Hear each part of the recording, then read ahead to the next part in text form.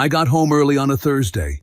I just finished work sooner than expected after a client canceled a late call, and for once the universe decided not to spit directly in my coffee.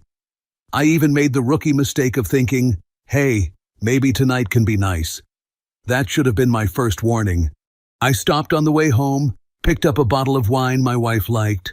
I also grabbed a small box of pastries from that bakery she loved, the place where everything looked delicate, overpriced, and emotionally unavailable. So there I was, walking up to my own front door like some loyal suburban golden retriever with a credit card. The first thing I noticed when I stepped inside was laughter. Female laughter. Walked into the living room and found my wife, Dana, sitting on the couch with her sister Chloe and two of their friends, Melissa and Brianna. There was wine on the coffee table, half-empty glasses, a bowl of crackers, some little cheese plate situation that looked like it had been assembled by someone who says charcuterie without embarrassment, and my laptop sitting open on the table. That caught my eye, not because I was hiding state secrets on it. My browser history was mostly work tabs, articles I pretended I would read later, and searches like, why does the dryer make a noise like a dying raccoon? Still, it was my laptop. Dana looked up first. For half a second, I saw it. Surprise. Real surprise. Not, oh hey, you're home surprise. More like, why are you here right now? Then it vanished under a smile. Oh, she said, lifting her glass. You're home early. No, I said, setting the wine and pastries on the counter. I'm actually a very convincing hallucination. Don't get up. Melissa laughed. Brianna smiled politely. Chloe looked me up and down the way a judge might inspect a defendant who showed up wearing the wrong tie. Dana stood and gave me a quick kiss that felt more procedural than affectionate, like signing for a package. We're just having a girls' night, she said. Clearly, I said. I can tell by the amount of judgment in the air. It's thicker than the cheese. Chloe smirked. Relax. We're not plotting your downfall. Then you ladies are wasting a beautiful evening.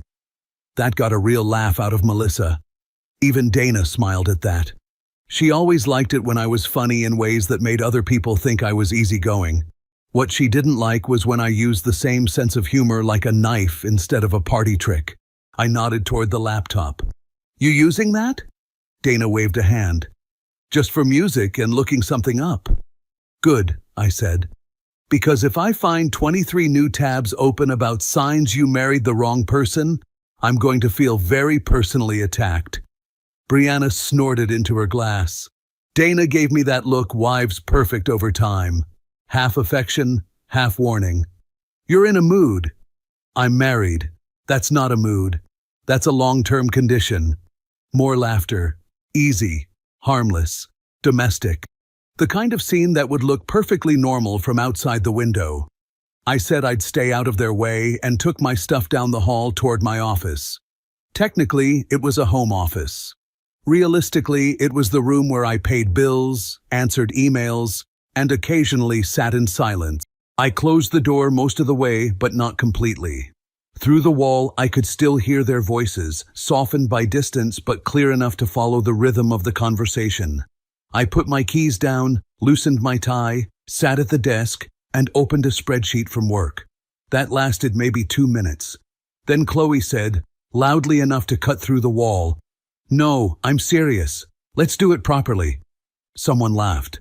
Melissa said, "Oh my God, are we really doing this?" Dana answered, "Do what?" Chloe, in the tone of a woman who has never once improved a situation in her life, "Rate them." Silence for a beat. Then Brianna said, "That is so evil." "Exactly," Chloe replied. "That's why it'll be fun." I stopped touching the keyboard.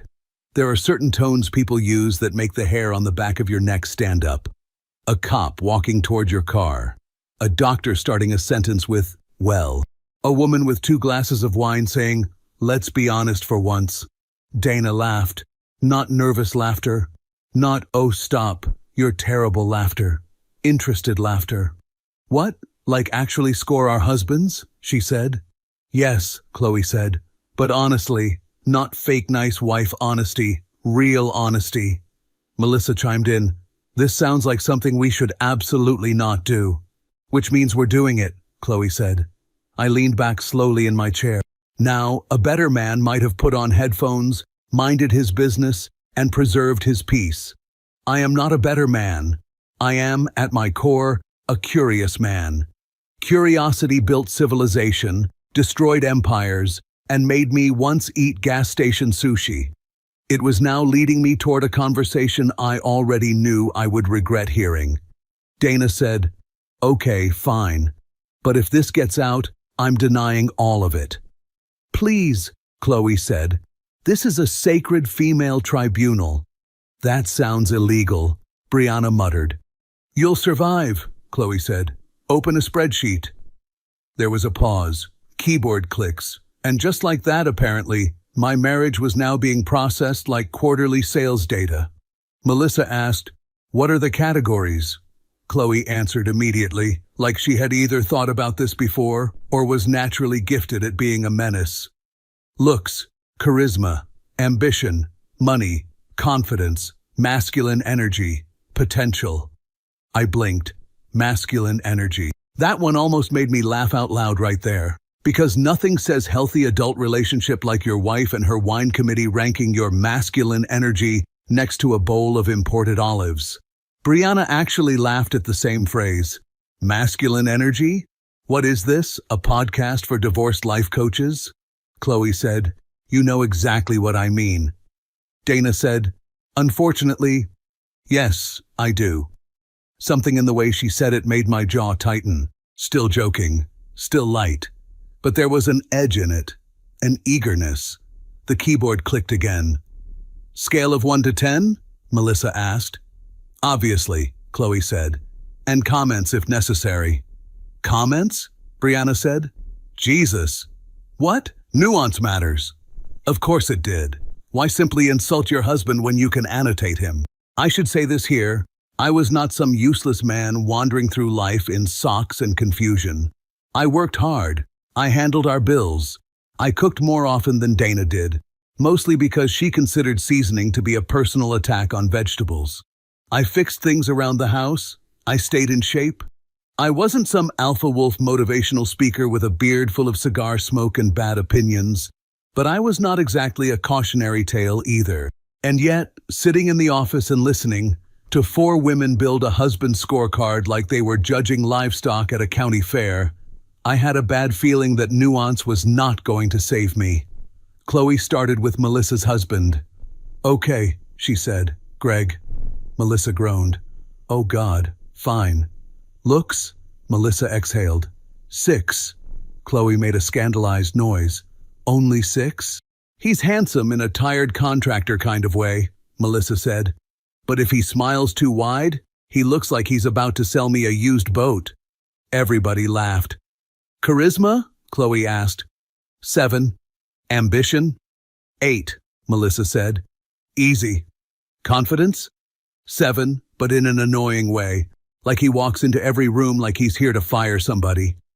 Dana laughed. "That's still better than the men who walk into a room apologizing to furniture." That one landed harder than it should have. I went still. Not because it was a direct hit, not yet, but because I recognized the setup. That was the kind of line people throw when they already know where the rest of the conversation is headed. Brianna's husband went next.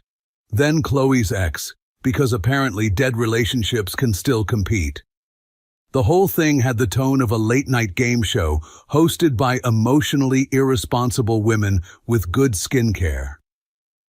"My husband gets an 8 for ambition," Melissa said at one point. Dana replied, "At least he has ambition. Some men hit 35 and emotionally retire." Chloe nearly choked laughing. Later, when Brianna gave her husband a 7 for confidence, Dana said, "That's attractive though, even when it's a little irrational. At least it feels masculine." The word kept floating back into the room like perfume and poison. And the more they talked about the other men, the more animated Dana became. "That one has presence. This one at least knows how to make decisions. He's kind of arrogant, but honestly, it works for him.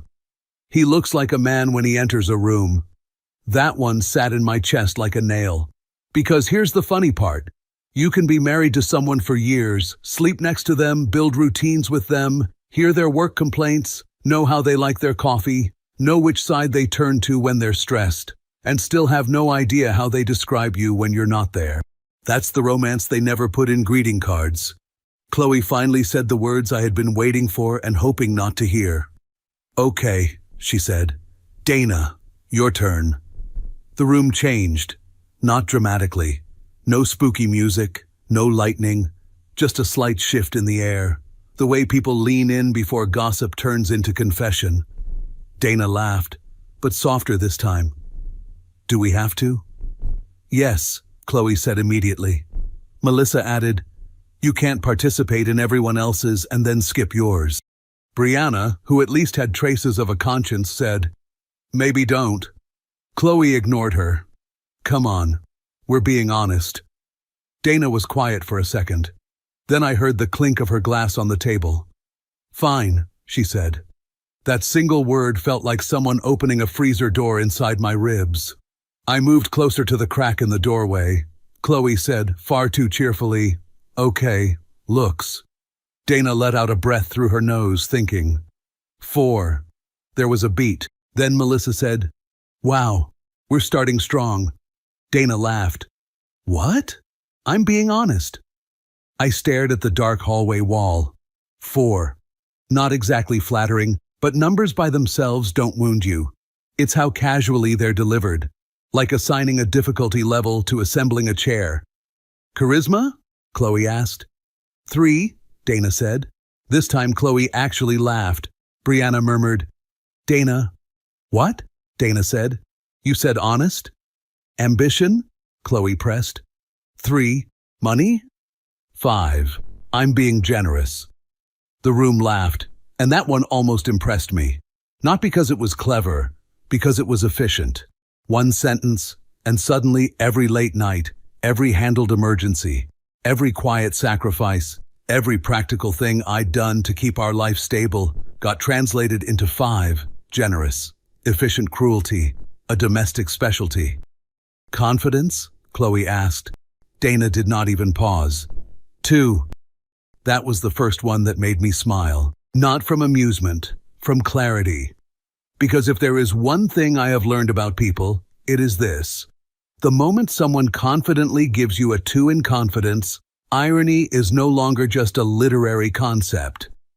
Then Chloe asked, "Masculine energy?" Melissa burst out laughing before Dana even answered. Dana laughed too. 2. Potential? Chloe asked. Dana took a second for that one. I heard her swirl her wine. 3.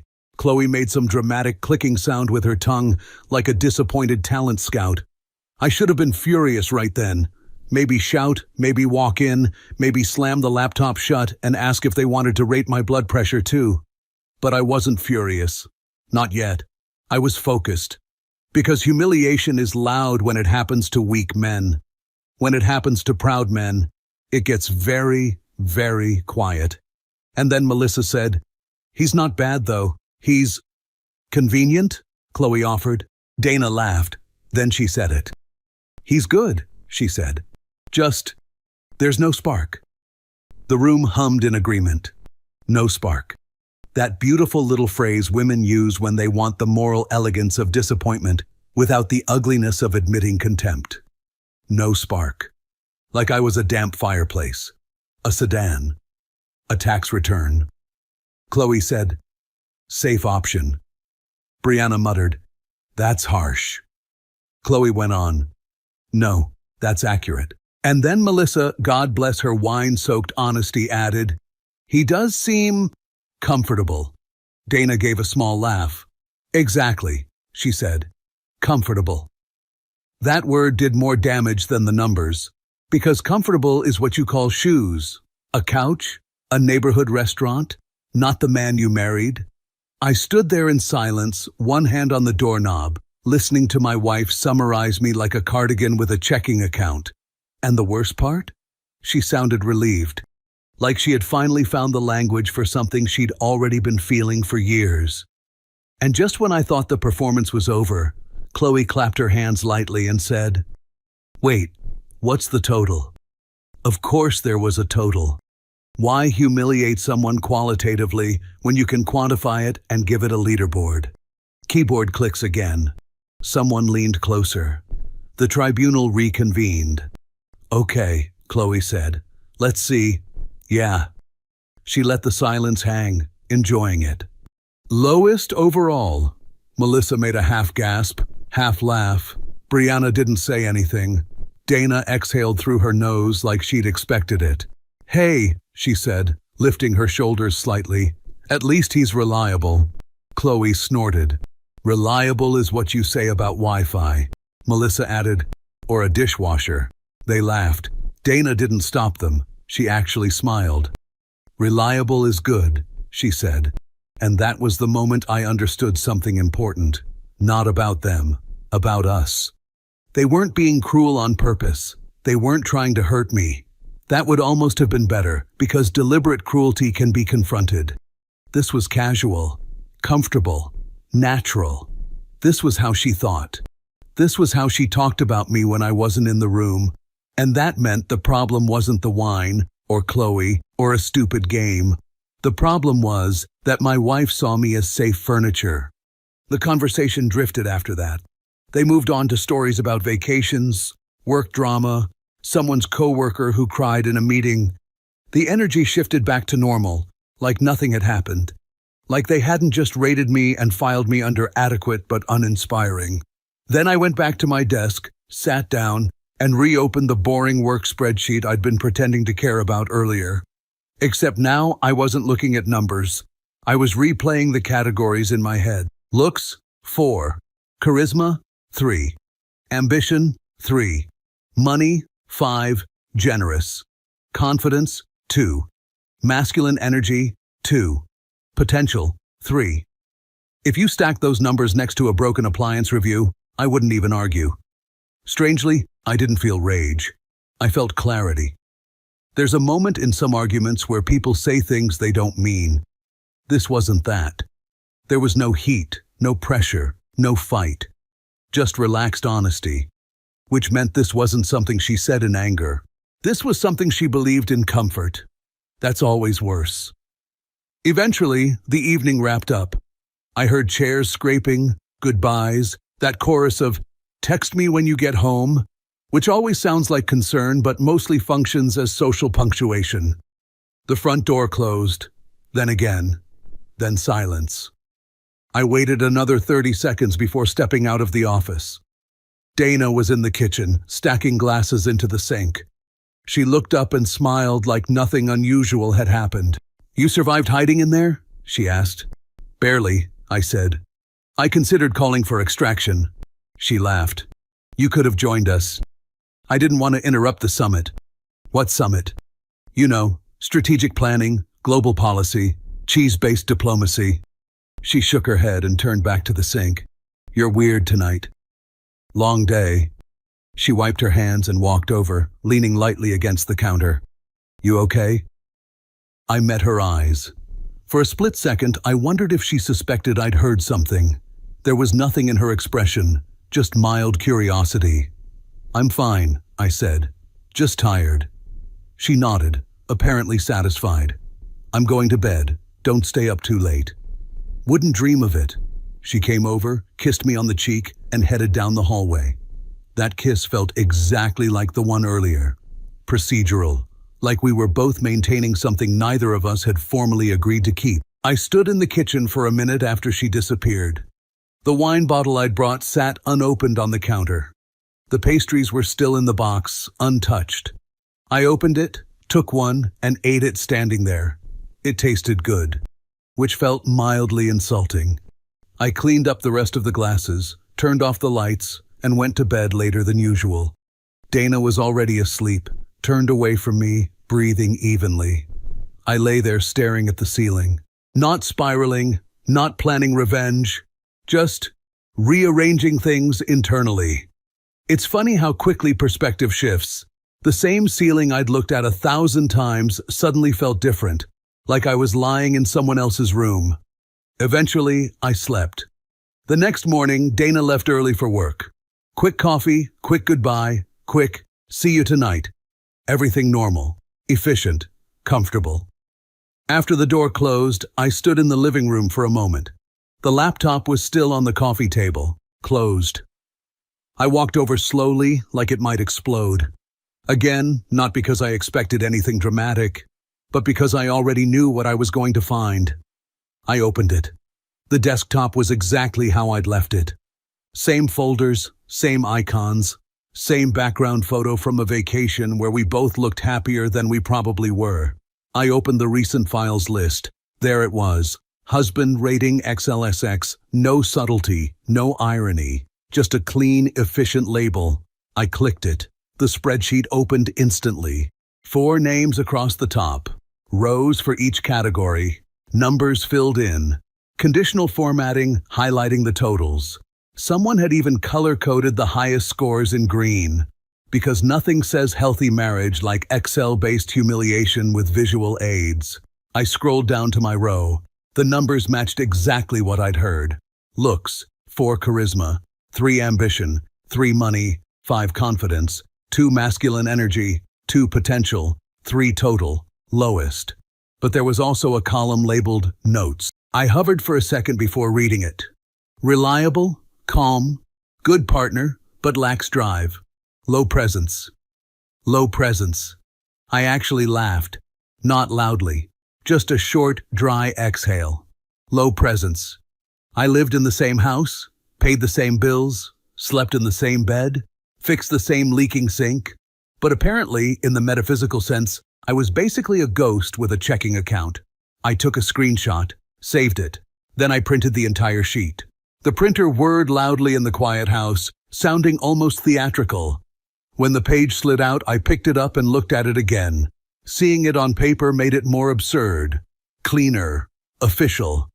I folded it once, carefully, and placed it inside a folder. Just organization. Because if I was going to respond, it wasn't going to be with yelling in a kitchen. It was going to be with decisions. I closed the laptop, put it back exactly where it had been, and went to get dressed. For the first time since the night before, I felt something close to calm. Not forgiveness, not anger, just direction. And that, ironically, probably would have scored at least a 7 in confidence. I didn't call a lawyer that same morning. Contrary to popular belief, I'm not the kind of man who hears one uncomfortable conversation and immediately hires 3 attorneys, sells the house, and buys a motorcycle. I prefer to let things settle, not because I'm indecisive, because I like my decisions calm and expensive. So I went to work, and yes, I actually worked. Emails, meetings, the usual corporate theater where everyone pretends urgency is the same thing as importance. But something had shifted, not in a dramatic cinematic way, more like the background noise had gone quiet. That evening, I came home at the usual time. Dana was already there, scrolling on her phone, one leg tucked under her, the universal pose of someone who lives comfortably in a space they assume is permanent. "Hey," she said, "how was your day?" "Educational," she smiled faintly. "That sounds ominous." "I learned that meetings multiply if you feed them." She laughed, casual, easy, the same tone as always. We had dinner, talked about work, talked about a show she wanted to watch. She mentioned Chloe briefly, something about meeting her for brunch on the weekend. I nodded. Neutral, no tension. If she felt anything was off, she didn't show it. That's the thing about slow fractures. They don't creak, they just separate. Later that night, she fell asleep again before I did. I stayed awake longer, not staring at the ceiling this time, but thinking through logistics. Where would I stay? How complicated would separation be? What did I actually want? Not revenge, not drama, just distance. The next morning, I called a lawyer. I stepped outside during a break, found a quiet bench, and dialed the number Mark had once given me after his own divorce. The lawyer's assistant answered, efficient and polite. Within 10 minutes, I had a consultation scheduled for the next afternoon. No thunder, no music, just a calendar entry. When I hung up, I felt oddly lighter, not happy, but aligned. Like my internal compass had finally stopped spinning. The consultation itself was almost disappointingly normal. The lawyer, a calm woman in her 40s, asked standard questions: length of marriage, shared assets, no children, joint accounts, house in both names, nothing dramatic. "Any specific incident prompting this?" she asked. I considered explaining. The spreadsheet, the ratings, the numbers. Instead, I said, "Loss of respect." She nodded like she'd heard that 1,000 times. "That's usually the beginning," she said. "We discussed options. Separation first, documentation. No need to escalate unless necessary. Keep communication calm. Avoid emotional confrontations. In other words, behave like an adult." I left her office with a thin folder and the strange sense that my life had just moved forward half a chapter without asking me.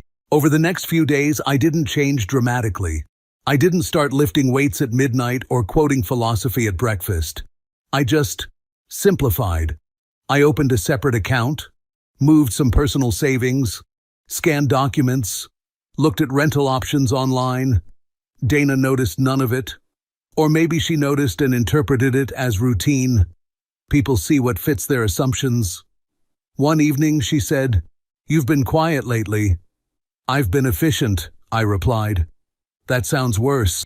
Only for chaos." She leaned her head on my shoulder. A familiar gesture, comfortable.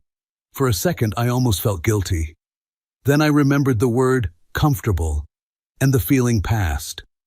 3 days later, she texted me around noon. "Thinking of inviting everyone again Friday. You okay with that?" Everyone, meaning Chloe and the tribunal. I stared at the message for a moment.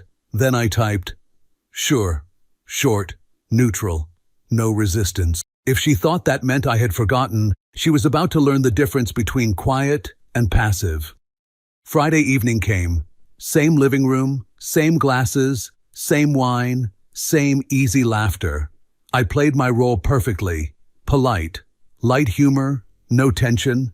I even poured drinks. Chloe gave me a quick nod. "You're joining us this time?" "Just passing through," I said. "I don't want to affect the ratings." She blinked, not catching it. Dana didn't react either. Good. At some point during the evening, I excused myself, went to my office, and picked up the folder. I waited a few minutes. Let the conversation settle into that relaxed rhythm again. Timing matters, even in domestic theater. Then I walked back into the living room. I stepped forward and placed the printed sheet on the coffee table, right between the wine glasses. They all looked down. Silence. Dana's eyes scanned the page. Her face changed almost instantly, color draining like someone had pulled a plug. Chloe leaned forward. Melissa froze with her glass halfway to her lips. Brianna looked like she wished she could disappear into the couch. No one spoke. I sat down calmly. "That's yours," I said to Dana. She swallowed. "Where did you—" "Your laptop," I said. "You left it on the table." Chloe shifted. "It was just—" I raised a hand slightly, not aggressively, just enough. "Don't," I said. Dana looked up at me. "It was a joke." "Yeah," I said. I noticed. The room stayed quiet. Even the refrigerator seemed to stop humming. I reached into the folder and took out the second document, placed it beside the first. Dana's eyes moved down. Her hands started to shake slightly. "What is this?" she asked, though she already knew. "Separation notice," I said calmly. Melissa whispered, "Oh my God." Dana looked at me, panic starting to rise. "You're serious?" "Yes." "This is insane." "It was just a game," I finished. "I know," Chloe said. "You're overreacting." I looked at her. "No," I said. "I'm reacting for the first time." Then I turned back to Dana. "You gave me 2 out of 10 for confidence," I said. "I've improved my rating. I'm now a 10 out of 10 for confidence." No one laughed. Dana stared at the second document like it might rearrange itself into something less real. "This is ridiculous," she said, her voice thin but trying to sound firm. "You're seriously doing this over a stupid conversation?" I leaned back slightly. "No, I'm doing this over what that conversation revealed. Chloe scoffed. It was wine. People say things. People say honest things, I replied, especially when they think nobody's listening. Melissa quietly set her glass down. Brianna looked like she was calculating the fastest route to the door without making it obvious. Dana shook her head. You weren't even supposed to hear that. That's comforting, I said. So the problem isn't what was said, it's that I heard it. That's not what I meant. I know, I said calmly. You meant it was private, which makes it more honest. She pressed her lips together. We were joking. You gave me numbers, I said. You added comments. You used Excel. Chloe muttered. It was a spreadsheet, not a courtroom. Dana leaned forward. Listen, we were just comparing. It didn't mean anything. It meant enough to write low presence, I said. Her eyes flicked to the page again. I didn't think you'd ever see it, I finished. Yes, that part was clear. Silence stretched again.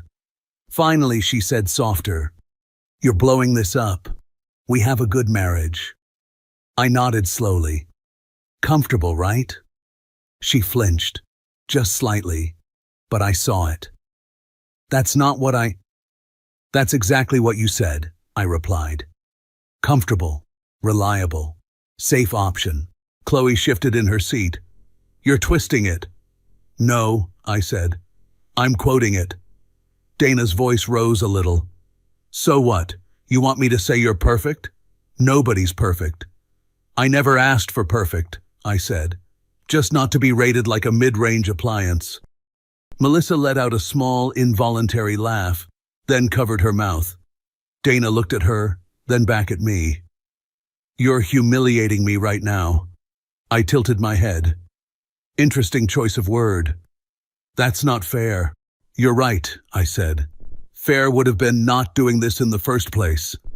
She rubbed her forehead. This is crazy. We can talk about it later. We are talking about it now. In front of everyone? I shrugged lightly. That's how it started. Chloe leaned forward. This is getting dramatic. No, I said. This is getting clear. Dana picked up the separation notice, her hand still slightly shaking. You already did this? You went to a lawyer? Yes. You didn't even talk to me first. I heard you first. That's not the same. It is when the conversation is about my value. She stared at me. You're throwing everything away. I shook my head. I'm stepping away from something that was already gone. That's not true. You gave me 2 out of 10 for confidence, I said again. I figured I'd demonstrate improvement. Brianna whispered, almost to herself. This is really bad. No one answered her. Dana's voice dropped, softer now, almost pleading. You're serious? Yes. Over a spreadsheet. Over respect. She looked at me like she was searching for some sign that I was bluffing, that this was a performance, a scare tactic, something she could diffuse with the right tone. But I wasn't angry, and that made it worse. I didn't mean it like that, she said quietly. You meant it exactly like that, I replied. You just didn't mean for me to know. Chloe stood up. Maybe we should go. Yes, Brianna said quickly. We should. Melissa nodded, already reaching for her bag. Dana didn't move. Her eyes stayed locked on me. She swallowed. You're not even willing to try to fix this? I thought about that for a second. Not because I didn't know the answer, but because I wanted it to be honest. You can't negotiate respect, I said. Once it's gone, you're just arguing about tone. Her eyes filled, but she didn't cry. Not yet. Chloe muttered something like, "This is insane," as she headed for the door. The others followed, awkward goodbyes, quiet apologies, the sound of coats and keys. Within a minute, they were gone. The house fell silent. Dana sat on the couch, still holding the papers. I stood, picked up my keys from the side table. "You're just walking out?" she said. "Yes." She stood up now, panic finally breaking through. "Wait, we can talk, please." We already did. This isn't enough to end a marriage. For you, maybe. For you? For me, it's enough to realize I'm not where I should be. She took a step closer. I was stupid. I said stupid things. People do that. Not like that, I said gently. Not comfortably. Her shoulders dropped. You're really going to do this, she whispered. Yes. I opened the door. She said my name, quietly this time. I paused but didn't turn around. I'm sorry, she said. I don't need your apologies. I needed your respect, but unfortunately, it's not there, I said. Then I stepped outside and closed the door behind me. I walked to my car, got in, and sat there for a moment, hands on the wheel. My phone buzzed before I even started the engine. Dana. I let it ring. Then a message appeared. Please don't do this. Another one. We can fix it. Another. I didn't mean it. I looked at the screen for a second, then typed a reply. Rating closed. I sent it, placed the phone face down on the passenger seat, and finally turned the key. For the first time in a long while, the silence didn't feel empty. It felt earned. A few months later, life stopped feeling like something I was temporarily borrowing. The rental apartment turned into a place I actually chose. I replaced the generic wall art with a couple of photos from trips I'd taken alone. I bought a decent coffee machine. Nothing dramatic, just small decisions that were mine and didn't require a silent committee vote. Work improved too. I spoke more directly in meetings. I said no when something didn't make sense. Strangely enough, people didn't collapse in horror. They just adjusted. One of my managers even said, "You've become more decisive lately." I didn't tell him I'd simply stopped trying to be convenient. Dana and I handled the formalities quietly. No courtroom drama, no theatrical accusations, just paperwork, schedules, signatures. Once, while we were signing the final documents, she looked at me and said, "I still can't believe how something so small changed everything." I answered, "It wasn't small." We stayed polite. Not friends, but not enemies. Occasionally she'd ask how I was doing, and I'd answer honestly but briefly. Over time, even that faded. Lives diverged the way roads do, slowly, without anyone announcing the turn. About 6 months after I moved out, I ran into Chloe at a grocery store. She froze for a second like she'd been caught shoplifting. "Hey," she said awkwardly. "Hey. I didn't expect to see you." "I shop for food," I replied. "It's a controversial lifestyle choice." She laughed nervously. "Dana told me you're doing well." "I am." She hesitated. She regrets that night.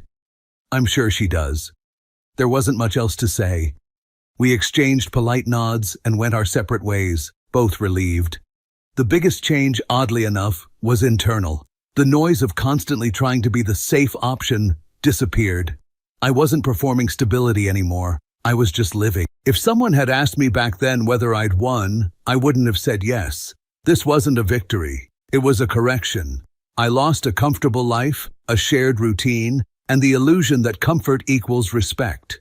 In return, I got something quieter. Clarity, space, self-respect, and the odd realization that being rated low in someone else's spreadsheet doesn't actually define you, unless you decide to stay in the cell. If you felt this story hit hard, drop a like, subscribe for more, and share your thoughts in the comments. Your support keeps Steelheart beating.